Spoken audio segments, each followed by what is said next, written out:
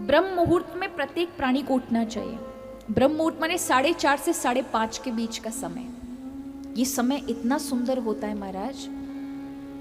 अगर आप 1 महीने प्रतिदिन उठ करके उसमें या तो प्रभु का ध्यान करें, और अगर आप संसारिक कार्यों में ज्यादा हैं, व्यापार मार्ग इन सब में हैं, तो आपके लिए सबसे अच्छा है जल्दी सोने का, और सुबह 4:30 से 5:30 के बीच का आप थोड़ा सा घूमें,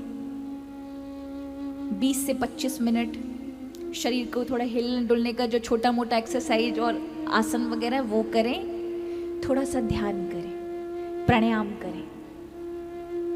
मैं आपको यहां से व्यासपीठ से बोल रही हूं, और उसके बाद स्नान करके ठाकुर जी का आप जो छोटा मोटा सेवा करते हैं या जो भी ज्यादा करते हैं वो करें। फिर उसके बाद देखें आप अपना दिन, एक अपनी आत्मा में संतुष्टि भी देखोगे, आप जो कर रहे हैं उसके लिए नए नए विचार भी देखोगे, अपनी प्रोग्रेस होने के आप जिस उपलब्धि को प्राप्त करना चाहते हो वो भी तुम्हें नजर आएगा, चाहे वो आध्यात्मिक हो चाहे संसारिक हो।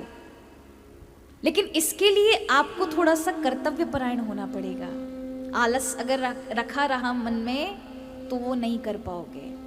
आप देखो ब्रह्म मुहूर्त का परिणाम तुरंत प्राप्त होता है, तुरंत।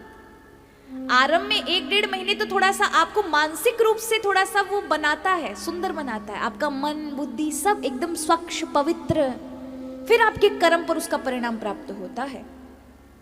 लेकिन कई बार जागते जागते लोग झाड़ू पोछे में ही सारा समय बर्बाद कर देते हैं महाराज।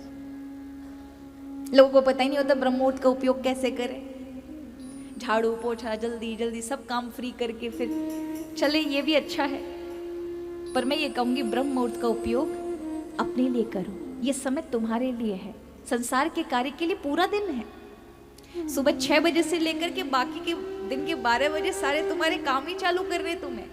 लेकिन ये जो समय ये आपके अपने लिए है, विद्यार्थियों के लिए, व्यक्ति के लिए। आप जब उसमें जागोगे उसका लाभ होगा।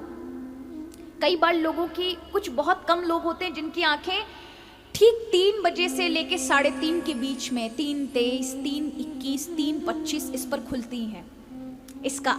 इसका अर्थ है कोई ना कोई बड़ा अवश्य लक्ष्य है, उद्देश्य है जो आपके हाथ से प्रभु दिव्य शक्तियां आपके द्वारा कराना चाहती हैं। उस समय उठ करके अगर आप लक्ष्य से विहीन है, या तो आपके जीवन में कुछ ऐसा लक्ष्य है जो आप ध्यान नहीं दे रहे, आपके हाथों से कुछ अच्छा होने वाला है।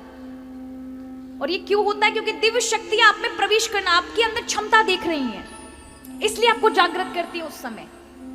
उस समय अगर आपको नहीं अपना पता विजन क्या है मेरा, क्या मेरा लक्ष्य है, तो आप स्वयं वहां प्रभु से प्रार्थना करके बोलिए, प्रभु मुझे, मैं लक्ष्य से विहीन हूं, मुझे तो ये भी नहीं पता कि मेरा लक्ष्य क्या है, ना मेरे में कोई क्षमता है, तो आप ही मुझे रास्ता दिखाएं। ऐसा उठ करके प्रार्थना करनी चाहिए, प्रभु का स्मरण करना चाहिए। कुछ दिनों के अंदर आपको अपना लक्ष्य, उसी पे ही बुद्धि लगी रहेगी, आपका चित्त लगा रहेगा, तब समझ लेना यही मेरा लक्ष्य है। अभी मुझे दिखाई नहीं पड़ रहा कि ये लोगों के लिए क्या कल्याण करेगा, लेकिन इसमें सबका कल्याण छुपा है। एक बार स्वामी विवेकानंद रामकृष्ण परमहंस जी के पास गए, तो आरंभ था, उस समय उनको विवेकानंद नाम प्राप्त नहीं था, नरेंद्र नाथ नाम प्राप्त था। तो उनके गुरुदेव ने कहा, रामकृष्ण परमहंस ने, नरेंद्र तुम क्या बनना चाहते हो, क्या करना चाहते हो, तुम्हारी इच्छा क्या है? पता है उन्होंने क्या कहा? कि मैं तो स्वामी जी बस इतना करना चाहता हूं कि एक गुफा हो और गुफा में मैं समाधि में 24 घंटे बैठा रहूं। तब उन्होंने कहा नहीं, ये तुमसे होगा नहीं। ने कहा कैसे नहीं होगा, मैं करूंगा। ने कहा तुमसे संभव ही नहीं हो सकता। क्यों नहीं हो सकता? बोले तुम कुछ काम करने के लिए पैदा हुए हो। ने कहा मैं कोई काम वाम नहीं करूंगा। तब उनके गुरुदेव कहते तू क्या करेगा, तेरे अंदर क्षमता है, वो दिव्य शक्ति तुझमें प्रवेश करके करा लेंगी। और स्वामी विवेकानंद बाद में कहते हैं कि मेरे गुरुदेव की वाणी सत्य हुई, दिव्य शक्तियों ने मुझ में क्षमता दे करके वो सब कराया जो वो कराना चाहती हैं। और ये सत्य है कि ये शक्तियां जब देखती इस व्यक्ति में क्षमता है वो स्वतः ही प्रवेश करके उसके अंदर वो सब चीजें भर देती हैं जिससे आप वो सब कार्य कर पाते हैं जो एक साधारण मनुष्य नहीं कर सकता। इसलिए महाराज अवश्य इन सब चीजों पर विशेष ध्यान दें, ये साधारण नहीं होती हैं।